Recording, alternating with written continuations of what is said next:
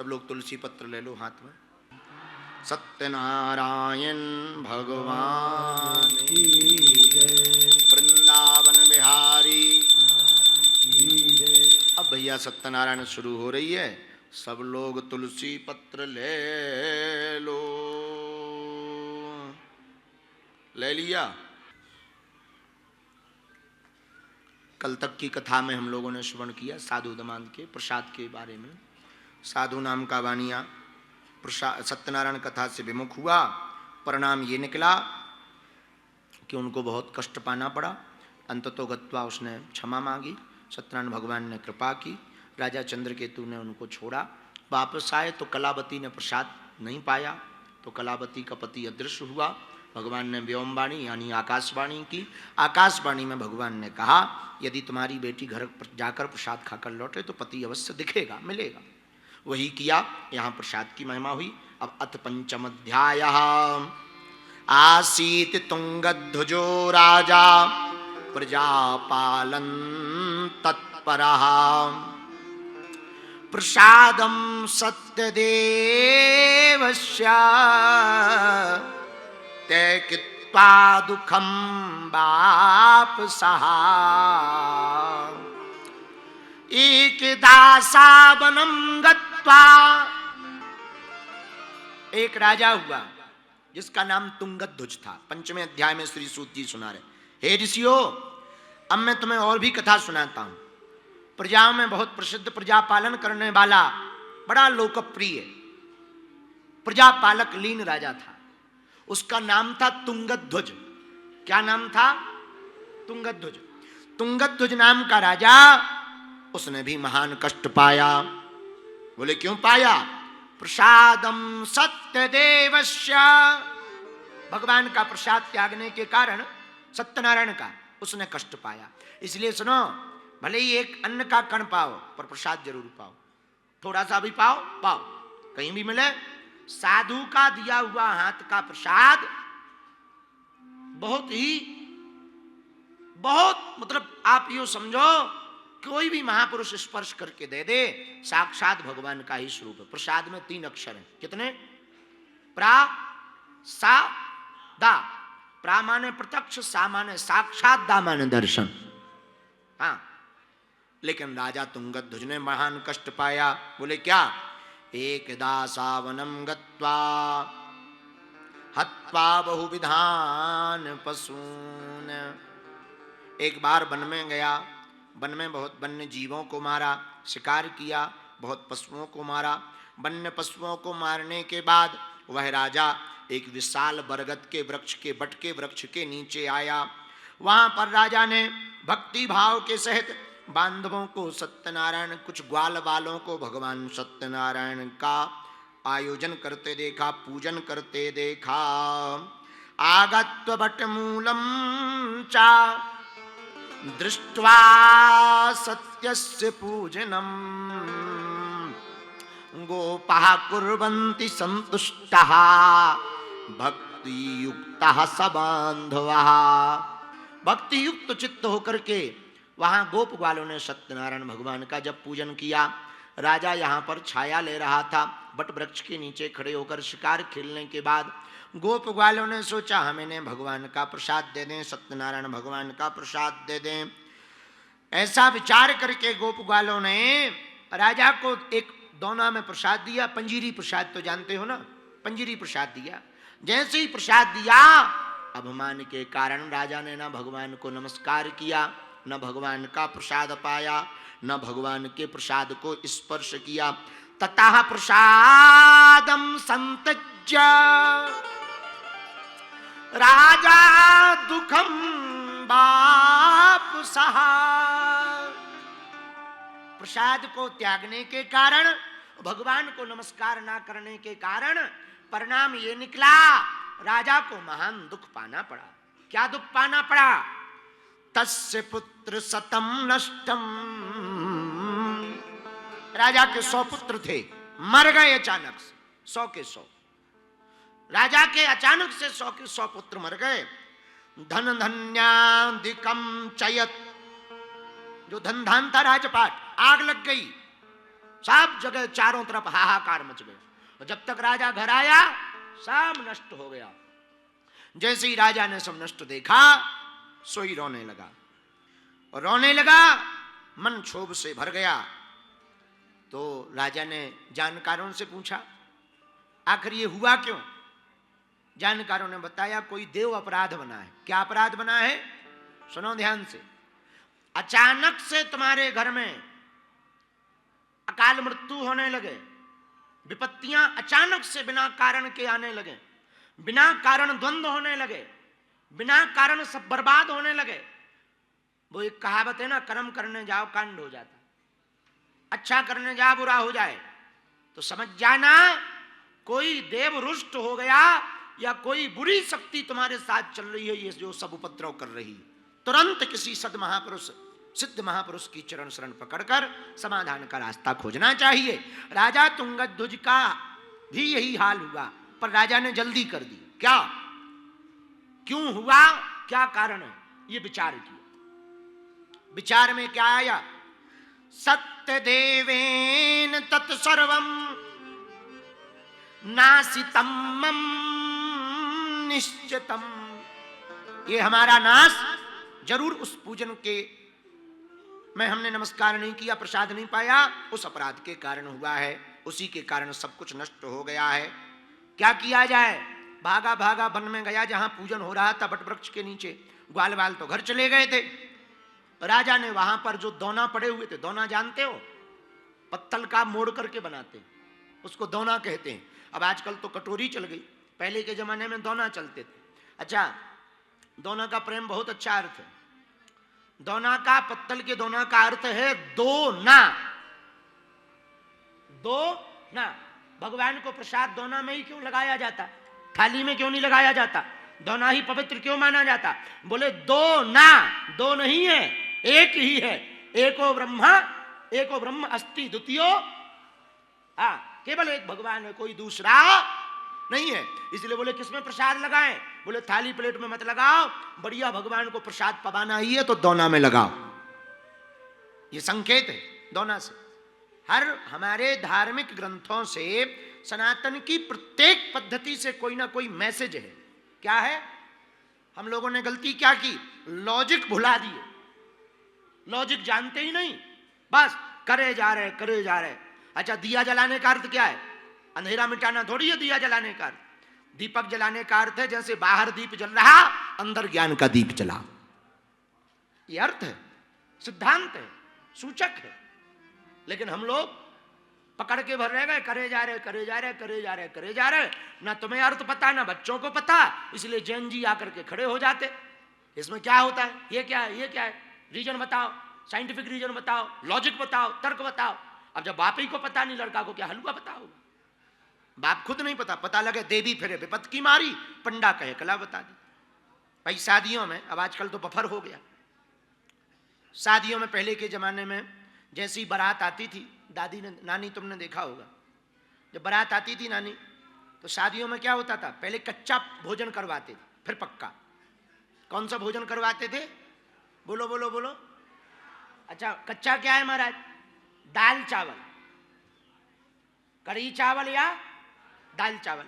अच्छा, दाल चावल क्यों खिलाते थे, क्यों खिलाते, उसके पीछे लॉजिक था। बोले क्या, बोले दो परिवार आज एक हो रहे हैं, इसलिए दाल चावल खिलाओ ताकि दोनों मिल जाएं, और दाल चावल मिला करके खिलाया जाता है। ये लॉजिक था। लेकिन आजकल पहले ही पूरी और कचौड़ी धर दे, सो तोड़ा तोड़ी हो। और जब प्रारंभ में तोड़ा तोड़ी होगी तो बाद में तो कोर्ट में तो होनी होनी है, जय सीताराम है। तो हर चीज का एक सिद्धांत है, लॉजिक है, साइंटिफिक रीजन है, उसके पीछे छिपा हुआ है, बस समझने की आवश्यकता। यही राजा के साथ हुआ। तो राजा ने देखा, तस्य पुत्र शतम नष्टम धन धन्यादिकम चयत सत्य देवेन तत्सर्वम नासितम मम निश्चितम। निश्चित रूप से हमारी नाश सत्यनारायण भगवान की दुष्टता के कारण हुई है, हमें जाना चाहिए। वापस वन में गया, अतस्त्रैव गच्छामि, गया राजा तुंगध्वज वन में, पर ग्वाल बाल तो थे नहीं, घर चले गए थे। लेकिन वहां पर जो दोना पड़े हुए थे प्रसाद के, उनमें दोना में एक और बढ़िया होता, जब प्रसाद पाओ तो दोना के किनारे में प्रसाद चिपक जाता है, चिपक जाता है। अच्छा, दोना में प्रसाद पाने के दो फायदे हैं। कटोरी में प्रसाद पाओ तो धुल जाती, पर दोना तो पाके छोड़ा जाता है, तो एक तो प्रकृति प्रदूषण नहीं होता, प्रदूषण भी नहीं होता है, और दूसरी बात किनारे पे जो प्रसाद चिपक जाता, छप जाता, उसे चींटी चीटा जीव जंतु खा भी लेते, उनका भी भोजन हो जाता, तुम्हारे बाद उनको भी भोजन बच जाता। तो किनारे पर जो प्रसाद लगा था, राजा ने दोना उठाया, जूठा ही प्रसाद पाया प्रेम पूर्वक। और फिर इसके बाद इतना ही नहीं, आहा, अतस्त्रैव गच्छामि यत्र देवस्य पूजनम मनसा तो विनिश्चित्य ययौ गोपाल सन्निधौ। मन से भगवान से क्षमा मांगी, गोपगालों को बुलाया, फिर से सत्यनारायण भगवान का पूजन कराया। राजा स्वयं उस पूजन में बैठा, और जैसे ही गोपगाणों को बुलाकर भक्ति श्रद्धान्वितो भूत्वा चकार विधिना नृपः, भक्ति युक्त के साथ, श्रद्धा के साथ राजा तुंगध्वज ने सत्यनारायण का पूजन किया। उस प्रभाव से, सत्यनारायण के प्रभाव से भगवान प्रसन्न हो गए, श्रद्धा देखकर प्रसन्न हो गए, और तुरंत भगवान सत्यनारायण ने राजा तुंगध्वज को आशीर्वाद दे दिया। और आशीर्वाद क्या दिया? सत्यदेव प्रसादेन धन पुत्रान्वितो भवता। जाओ, जो पुत्र मर गए उनकी अंत्येष्टि मत करो, ये चरणामृत सब पर जाकर के छिड़क दो, सब पुत्र जीवित हो जाएंगे। और सत्यनारायण के प्रसाद के प्रभाव से सब पुत्र जीवित हो गए, और खोया हुआ धन साम्राज्य पुनः प्राप्त कर लिया। बोलो सत्यनारायण भगवान की। और इतना ही नहीं, इह लोके सुखम भुक्त्वा, इस संसार में सब सुख भोगे। किसने? तुंगध्वज ने। इह लोके सुखम भुक्त्वा चान्ते सत्यपुरम ययौ, संसार के समस्त सुखों को भोगकर अंत में वह राजा भगवान के धाम को गया। बोलो सत्यनारायण भगवान की। हे सूत जी बोले, हे ऋषियों, जो भी इस परम दुर्लभ सत्यनारायण भगवान के व्रत को करेगा, पुण्यमयी कथा को सुनेगा, पुण्यमयी कथा को कहेगा, पुण्यमयी कथा को जीवन में उतारेगा, सत्य का आचरण करेगा, यह महाफल प्रदायिनी भगवान की कथा भक्ति युक्त होकर के जो सत्यनारायण भगवान की कथा में अपनी श्रद्धा रखेगा, निर्धन धनधान हो जाएगा, दरिद्र धनवान हो जाएगा, बंधन में पड़ा व्यक्ति बंधन से मुक्त हो जाएगा, संतानहीनों को संतान की प्राप्ति होगी, भय में पड़े हुए ग्रसित व्यक्ति को भय मुक्त हो जाएगा। इसमें थोड़ा सा भी संशय नहीं है। सभी इप्सित फलों का भोग भोग कर अंत में भगवान के धाम को जाएगा। ऐसा महानतम व्रत श्री सत्यनारायण भगवान का है। हे ऋषियों, अब इस कथा को सुनकर के जिन्होंने सुना है, अब मैं उनके अगले जन्म का वृतांत आपको सुनाना चाहता हूँ। कलयुग में भगवान सत्यदेव ही सब कुछ हैं, भगवान विष्णु ही सब कुछ हैं। श्री नारायण हरि को अनेक रूपों में पूजा जाता, लेकिन जो भी सत्यनारायण स्वरूप में पूजेगा उसके सभी मनोरथ सिद्ध होंगे। अब उनके अगले जन्म की कथा और सुनो। बोले क्या? बोले जिन्हों की कथा सुनाई है उनका दूसरा जन्म क्या हुआ सत्यनारायण जी के प्रभाव से, वो सुनो। सतानंदो महाप्राज्ञः सुदामा ब्राह्मणो भूता। दूसरे अध्याय में जो हमने सतानंद ब्राह्मण के बारे में सुनाया था ना, दूसरे दिन एक पंडित जी थे जो गरीब थे, वो दूसरे जन्म में सुदामा बने। क्या बने? भगवान का सामीप्य पा करके, सखा सामीप्य पा करके भगवान के धाम को गए। लेकिन बोले सुनो, उसी दूसरे अध्याय में एक और था लकड़हारा, जिसकी कथा सुनी। काष्ठ भार बहु भिल्लो गुहराजो बभूवहा। दूसरे अध्याय में जो लकड़हारा था गरीब भिल्ल, वह दूसरे जन्म में भिल्ल गोहों का राजा निषाद राज बना, जो राम जी का सानिध्य पाकर के अंत में बैकुंठ धाम को गया। लेकिन सुनो, तीसरे अध्याय में जो राजा था ना उल्कामुख, उल्कामुखो महाराजो नृपो दशरथो भवत। तीसरे अध्याय में जो उल्कामुख नाम का राजा हुआ, वो दूसरे जन्म में महाराज दशरथ जी बने। और श्रीरंगनाथम संपूज्य श्री वैकुंठम तदागमत। भगवान रंगनाथ की सेवा करके अंत में वैकुंठ धाम को प्राप्त हुए।